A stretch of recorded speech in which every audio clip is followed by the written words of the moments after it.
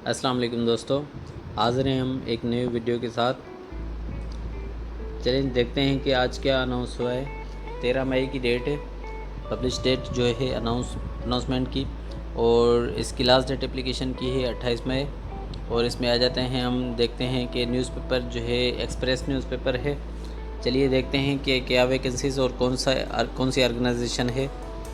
देखते हैं national accountability bureau नेब इस्लामाबाद, नेब है इस्लामाबाद का इदारा, जिसमें अनाउंस हुई हैं jobs for junior experts and assistant junior experts, और एक्सप्रेस न्यूज़पेपर में पब्लिश हुई हैं 13 मई को, और लास्ट डेट इसकी अप्लाई करने की है 28 मई 2020 की। इसमें आ जाते हैं तो ये वैकेंसीज़ की देख लेते हैं। डिस्क्रिप्शंस से बताते हैं कि जूनियर एक्सपर्ट 1 जो है इनको चाहिए डेटाबेस एडमिनिस्ट्रेटर में, और जूनियर एक्सपर्ट 3 जो है इनको चाहिए स्टेनोग्राफर में, और जूनियर असिस्टेंट जूनियर एक्सपर्ट 1 चाहिए इनको, और 2 जो है इनको असिस्टेंट जूनियर एक्सपर्ट 2 रिसेप्शनिस्ट चाहिए, और 1 असिस्टेंट जूनियर एक्सपर्ट 2 चाहिए इनको कंप्यूटर ऑपरेटर के लिए, और 1 assistant junior expert 2 security guard के लिए। और इसकी लास्ट डेट एप्लीकेशन की जैसे कि मैंने बताई है वो है 28 मई 2020 में। चलिए एडवर्टाइजमेंट की तरफ चलते हैं।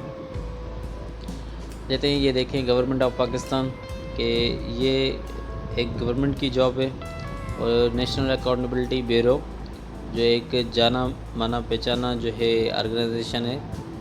इसमें ये एड्रेस अपनी बता रहे हैं। हेड ऑफिस की शाहराह जमहूरियत G5 ब्लॉक 1 इस्लामाबाद। इसमें देखें, इसमें कहते हैं कि services required, national accountability bureau invites application from only Pakistani nationals for hiring of services of expert for its headquarter at Islamabad. ये बता रहे हैं कि इनको सर्विसेज चाहिए एक्सपर्ट की, जो कि सिर्फ हेडक्वार्टर है इस्लामाबाद के बेसिस के लिए है,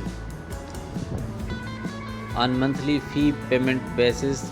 ये कोई कॉन्ट्रैक्ट नहीं होगा, कोई परमानेंट नहीं होगा, ये मंथली फ़ी पेमेंट होगा। ये जैसे एक मंथ की पेमेंट होती है, इसी तरह से ये मंथ की पेमेंट बेसिस होगा।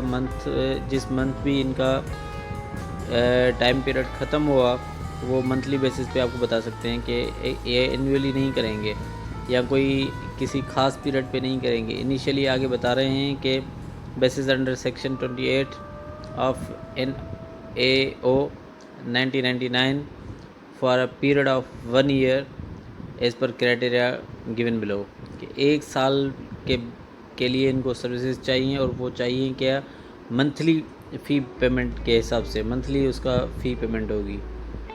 आ जाए चलते हैं कि जॉब डिस्क्रिप्शन की तरफ, जिसमें बता रहे हैं सीरियल नंबर 1 पे जूनियर एक्सपर्ट 1 डेटाबेस एडमिनिस्ट्रेटर की एक पोजीशन है, जो कि एजुकेशन क्वालिफ़िकेशन और एक्सपीरियंस कितना मांग रहे हैं। देखें, पैरा ए में बता रहे हैं कि educational qualification and experience MCS होना चाहिए, और equivalent from any HEC recognised university, master of computer science या इक्विवेलेंट जो है HEC की रिकग्नाइज्ड यूनिवर्सिटी से डिग्री होनी चाहिए।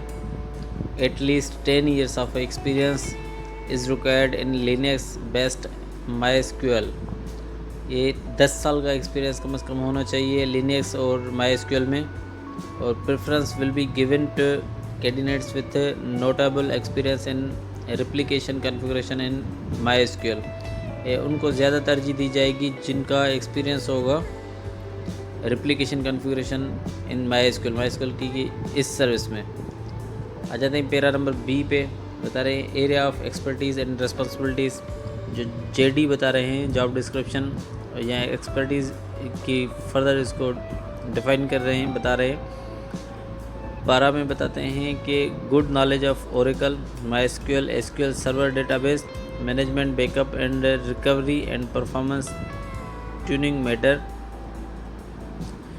hands-on experience with Oracle, MySQL, SQL Server database and utilities on Solaris, Linux and Windows servers, can demonstrate proficiency in MySQL, Oracle and SQL Server database administration and data modeling, excellent problem solving and analytical skills and outstanding oral and written communication skills, ability and willingness to work in critical system support team environment is essential.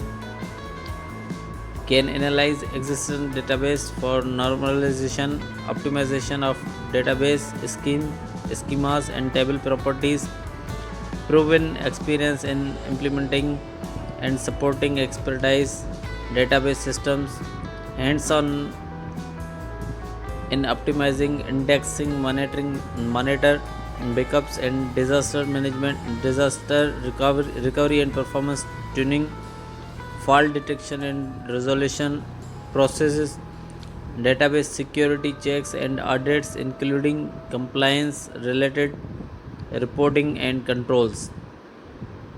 इसमें ये इन्होंने बताया कि area of expertise and responsibilities जो है ये होगी, job description में ये करना होगा। इसकी मंथली फ़ी जो बता रहे हैं वो PKR में पाकिस्तान रुपीज़ में बता रहे हैं, अप्रोक्सीमेटली ये है 1,20,000।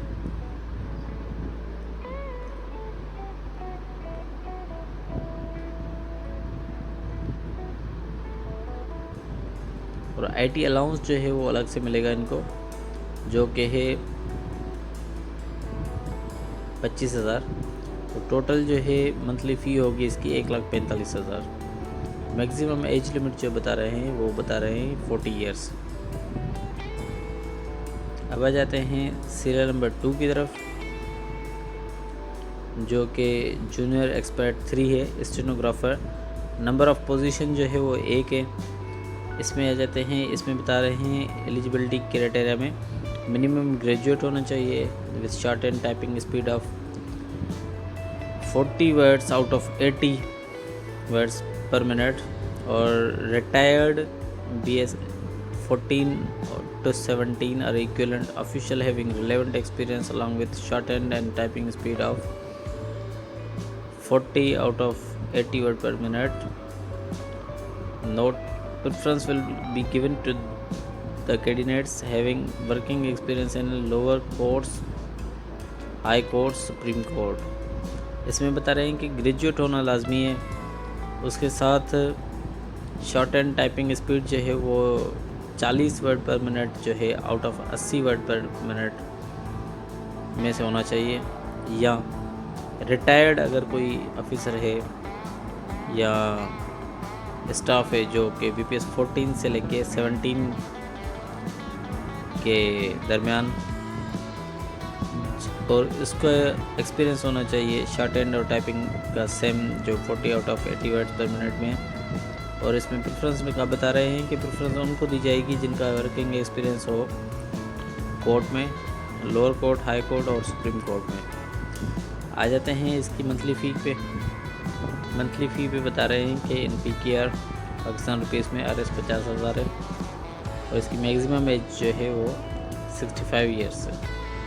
तो ये रिटायर्ड लोगों के लिए बहुत फ़ायदेमंद है, ये रिटायर्ड लोग भी इसमें अप्लाई कर सकते हैं 65 ईयर्स। आ जाते हैं सीरियल नंबर 3 पे।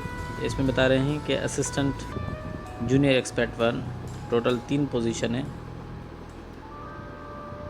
मिनिमम सेकंड क्लास और grade C intermediate from recognised institution along with experience 2 years experience in clerical work, typing, file record keeping etc. Minimum typing speed 40 word per minute. Proficiency in MS Office बता रहे हैं कि minimum जो है वो second class जो है यहाँ C ग्रेड इंटरमीडिएट में होना चाहिए किसी रिकग्नाइज इंस्टीट्यूशन से, और उसके साथ जो है 2 साल का एक्सपीरियंस, क्लरिकल एक्सपीरियंस हो, क्लरिकल का टाइपिंग जिसमें टाइपिंग, फाइल और रिकॉर्ड कीपिंग का काम हो, और मिनिमम टाइपिंग स्पीड जो है 40 वर्ड पर मिनट हो, और MS ऑफिस उसको अच्छी तरह से चलाना आना चाहिए। बता रहे हैं कि इसकी जो पे होगी वो 35,000 पर मंथ होगी, और इसकी एज लिमिट जो है वो बता रहे हैं 35 ईयर्स। आ जाते हैं अब सीरियल नंबर 4 पे, जिसमें बता रहे हैं कि असिस्टेंट जूनियर एक्सपर्ट 2 जो कि रिसेप्शनिस्ट का काम दिया जाएगा उसको। 2 पोजीशंस हैं इसकी, मिनिमम सेकंड क्वालिफ़िकेशन और ग्रेड सी होगी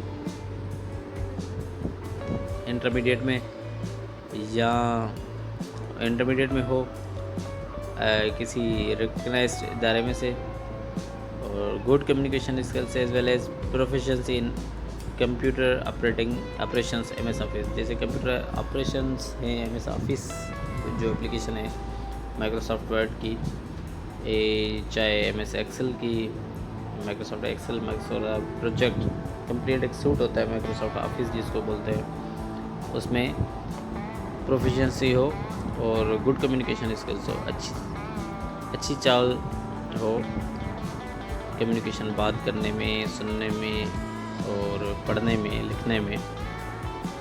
और अब आ जाते हैं इसमें, इसकी मंथली फ़ी जो है वो है 25,000 पर माह और 30 इयर्स इसकी एज लिमिट है। अब आ जाते हैं सीरियल नंबर 5 पे, असिस्टेंट जूनियर एक्सपर्ट 2 जो कि कंप्यूटर ऑपरेटर बताया गया था, और इसमें बता रहे हैं कंप्यूटर में होगा assistant junior expert 2, minimum second class और सी ग्रेड जो है वो इंटरमीडिएट में होना चाहिए मिनिमम। मैक्सिमम ए वाले भी अप्लाई कर सकते हैं, बी वाले भी अप्लाई कर सकते हैं, लेकिन सी मिनिमम हो, डी वाला नहीं कर सकता। प्रोफिशिएंसी जो है एमएस ऑफिस में होना चाहिए, टाइपिंग स्पीड जो है वो होनी चाहिए 40 वर्ड पर मिनट में, और 25,000 माहाना इनको भी देंगे, और 30 साल जो है वो एज लिमिट है। आ जाते हैं सीरियल नंबर 6 पे, इसमें बता रहे हैं assistant junior expert 2 security guard की पोजीशन है, एक पोजीशन है। इसकी एलिजिबिलिटी बता रहे हैं कि रिटायर्ड एनसीओ हो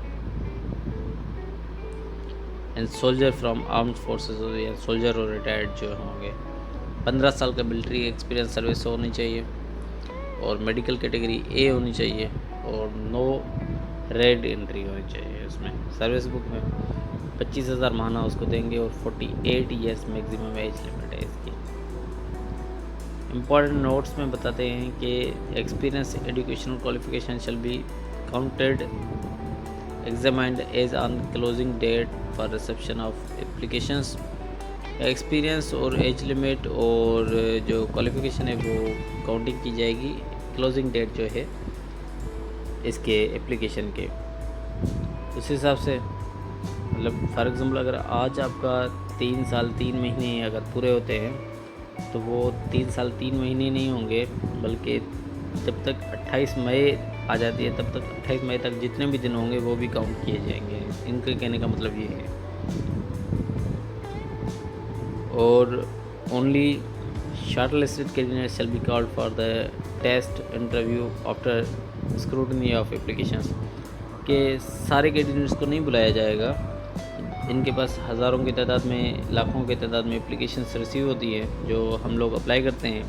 फिर वो डॉक्यूमेंट्स की स्क्रूटनी करेंगे, प्रॉपर जिनके डॉक्यूमेंट्स सेट होंगे, प्रॉपर डॉक्यूमेंट्स जो अहल होंगे जिस जॉब के लिए अप्लाई किया हुआ है, उनको फिर ये कॉल करेंगे, शॉर्ट लिस्ट करके कॉल करेंगे टेस्ट या इंटरव्यू के लिए। फिर सी में आ जाते हैं, इसमें बता रहे हैं candidates with additional qualification experience will be preferred. Candidates अगर एडिशनल क्वालिफिकेशन या एक्सपीरियंस के साथ है तो उनको प्रेफर करेंगे। Hiring will be govern by terms of service hiring contract. Hiring जो होगी वो गवर्न करेंगे terms of service of hiring contract. Hiring contract जो होगा उस बेसिस पे ये हायरिंग करेंगे, जो आपको कॉन्ट्रैक्ट साइन करवाएंगे। कैंडिडेट्स possessing dual और फॉरेन नेशनलिटी और नॉट एलिजिबल टू अप्लाई। और ये उनके लिए बुरी खबर है जो ड्यूअल नेशनलिटी, जिनके माँ बाप फॉर एग्जाम्पल सऊदी अरब में रह रहे हैं और अमेरिका में रह रहे हैं, कनाडा में रह रहे हैं, और उनके पास वहाँ की भी नेशनलिटी है और यहाँ पे भी नेशनलिटी ले रहे हैं, ली हुई है पाकिस्तान की, तो वो एलिजिबल नहीं है, इसमें अप्लाई नहीं कर सकते। इसमें टॉप पे आप देखेंगे तो बताया गया है only Pakistani nationals for hiring of services. तो सिर्फ पाकिस्तानी नेशनल जो होंगे वो ही अप्लाई कर सकते हैं इसमें। और इसमें आगे बता रहे हैं कि मेरा जो एफ़ बता रहे हैं, no TADA will be admissible. TADA जैसे कि मैं आपको बता रहा हूँ कि TADA नहीं दिया जाएगा इनको, ये लिखा हुआ है clearly. Final selection will be subject to security clearance. जो फाइनल सिलेक्शन होगी ऑफर आर्डर देने से पहले वो सिक्योरिटी क्लियरेंस के बेसिस पे ही होगी। सिक्योरिटी क्लियरेंस भी हो जाती है तो फिर ही होगी। और पैरा एच में बता रहे हैं monthly fee is taxable as per federal government policy. Monthly जो फ़ी है वो टैक्सेबल होगी। ऐसे नहीं है कि वो 1,45,000 या 1,00,000 या 25,000 या 35,000 जो भी अमाउंट लिखा हुआ है मंथली फ़ी में, वो अगर टैक्स के स्लैब में उस स्लैब में आती है तो वो ज़रूर उस पर टैक्स काटा जाएगा। Number of position can be increase और decrease at the time of final selection. Number of position जैसे बता रहे हैं इसमें एक है, 2 हैं, 3 है, तो वो फाइनल जो सिलेक्शन होगी उस वक्त बढ़ा भी सकते हैं और कम भी कर सकते हैं इनको। और जैसे कि 2 बंदे आ गए हैं, 2 बंदे इनको सूटेबल लगते हैं और उस वक्त इनके लिए पोजीशन खाली भी हो जाती है, वेकेंट हो जाती है, तो वो 2 बंदे से के बजाय 3 बंदे हायर कर सकते हैं। तीसरे बंदे का लक वो उस टाइम पे हो सकता है सीट बन जाए और उनको बुला लें, या वेटिंग में भी रख सकते हैं। और पैरा इसकी जो है जे, उसमें बता रहे हैं कि service period is extendable as per performance evaluation requirement basis. मतलब सर्विस जो पीरियड है इसमें बता रहे हैं 1 ईयर की, वो एक्सटेंडेबल भी है, बढ़ा भी सकते हैं परफॉर्मेंस या एवोल्यूशन या रिक्वायरमेंट बेसिस पे। अगर कारकर्दगी अच्छी रही और या रिक्वायरमेंट रही इदारे की तो वो उस कॉन्ट्रैक्ट को एक्सटेंड कर सकते हैं। Applications on given format without copies of academic experience certificate should reach the undersigned through post within 15 days of publication of this advertisement. मतलब इसमें आपको बता रहे हैं कि एप्लीकेशन जो है, ये जो एप्लीकेशन फॉर्म दिया हुआ है इन्होंने, वो without copies of academic experience certificate, मतलब उस पर कोई एकेडमिक सर्टिफिकेट नहीं लगाने, कोई एक्सपीरियंस सर्टिफिकेट नहीं लगाना, कुछ भी नहीं लगाना आपने। सिर्फ ये एप्लीकेशन फॉर्म फिल करके इस पर तस्वीर लगा के और आपने भेज देना है कहाँ पे, ये जो एड्रेस दी गई है, Zaheer Ahmed, deputy director recruitment and TCS, NAB headquarters, शहर जमहूरियत, G51 इस्लामाबाद। इस एड्रेस में भेज देनी है आपको।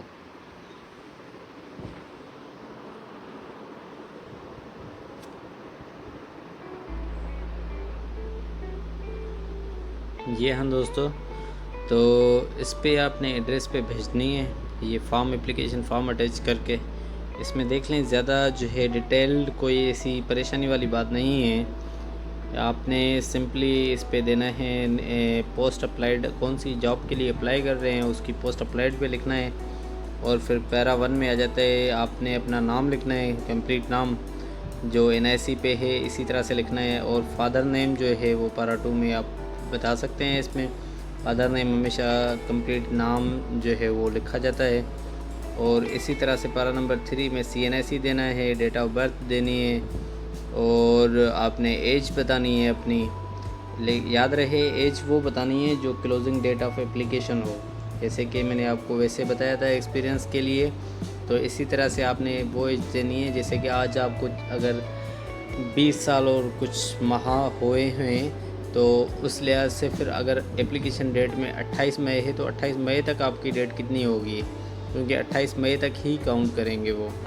और फिर पैरा 4 में देख लें कि इसमें बता रहे हैं पोस्टल एड्रेस हमेशा वो नियर बाय और फेमस एड्रेस ज़रूर दिया करें। और मतलब एड्रेस वो दें जिस पे आपको कोई लेटर फॉर जो है रिटन टेस्ट या इंटरव्यू के लिए पहुंच सके आप इजी एक्सेस में। और आप आ जाएँ इसमें डोमिसाइल पे, तो डोमिसाइल पे देखेंगे डोमिसाइल आपका कौन सा है। जैसे कि मैं अगर सिंध से बिलोंग करता हूँ तो सिंध का डोमिसाइल दूंगा, लिखूँगा सिंध। और फिर अगर शहरी आबादी का है तो शहरी आबादी के लिए अर्बन होता है और देही इलाकों के लिए रूरल होता है। तो आपके डोमिसाइल पे लिखा हुआ भी होता है, बाज़ औक़ात नहीं लिखा होता, लेकिन आप बिलोंग करेंगे जहाँ से तो आपको मालूम होगा कि आपका डोमिसाइल किस एरिया का है, तो वो आप लिख लेंगे। अगर डिस्ट्रिक्ट का नाम लिख के और रूरल या अर्बन लिख लेते हैं वो भी वेल एंड गुड। अगर आप जो है वो प्रोविंस का नाम लिख के और आगे रूरल या अर्बन लिख लेते हैं तो भी वो वेल एंड गुड। तो फिर 6 नंबर पे आपने कॉन्टैक्ट नंबर दे देना है, लैंडलाइन नंबर है, अगर नहीं है तो कोई मसला नहीं, आप मोबाइल नंबर दे दें, लेकिन मोबाइल नंबर भी वो दे दें जो आपका एक्टिव हो। अगर बाज़ औक़ात कहीं पे अगर सिग्नल्स वगैरह का इशू होता है तो आप 2 नंबर वो भी दे सकते हैं, कामा दे के दूसरा नंबर भी दे सकते हैं, ताकि अगर आपका उस टाइम पे जब इंटरव्यू के लिए या टेस्ट के लिए बुलाएं तो ये नंबर वही होंगे जो आपके परमानेंट आगे चलेंगे ऑफिस रिकॉर्ड के लिए। तो आपने वो नंबर देने हैं जो कि एक्टिव हों, ऑन हों हमेशा। और इसमें आ जाएं 7 नंबर सीरियल नंबर में, तो ईमेल एड्रेस है। ईमेल एड्रेस पे आप देख लें कि ईमेल एड्रेस आपकी कौन सी है जो आप चेक करते रहते हैं, वो दे दें। और इसमें आ जाएं सीरियल नंबर 8 पे, तो ड्यूअल नेशनलिटी अगर है तो उस पे तो आप देखें तो वो तो आप अप्लाई ही नहीं कर सकते, तो उसका जवाब नो ही होगा, आप नो ही लिखें। अगर जो है वो आपके पास नहीं है तो आप नो लिखेंगे, अगर है तो फिर उस पर यस लिखेंगे। लेकिन ये है कि अगर आपके पास ड्यूअल नेशनलिटी है तो अप्लाई ही नहीं कर सकते। और इस तरह से आ सकते हैं। 9 सीरियल नंबर पे तो डिटेल मांग रहे हैं। पारा नंबर 9 पे डिटेल में जो है पारा ए में पूछ रहे हैं कि एकेडमिक क्वालिफ़िकेशन, और 9 की पारा बी में पूछ रहे हैं एक्सपीरियंस या एम्प्लॉयमेंट रिकॉर्ड। तो एकेडमिक क्वालिफ़िकेशन में आपने टॉप से शुरू करने हैं, आप दे दें अपनी बैचलर की डिग्री अगर आपने की हुई है तो वो दे दें, हाईएस्ट क्वालिफ़िकेशन फर्स्ट दे दें, फिर जो है आप सेकंड हाईएस्ट दें, फिर थर्ड हाईएस्ट दें। इसी तरह से आपने वो देनी है डिग्रीज। और उसमें आपने जीपीए या क्वालिफ़िकेशन कितनी उठाई हुई है, कितनी अचीव की है वो देनी है, और ईयर ऑफ पासिंग आपने कौन से ईयर में पास किया है वो देना है।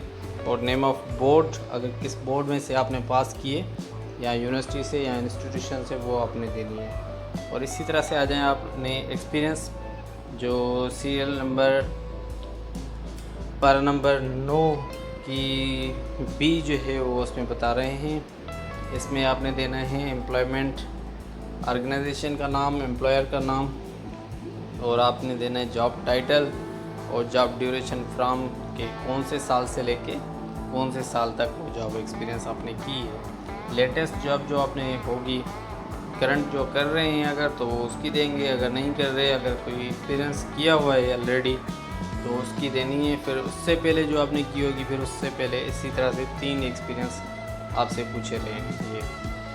आ जाते हैं पारा नंबर 10 पे। इस पर total experience is on closing date of application.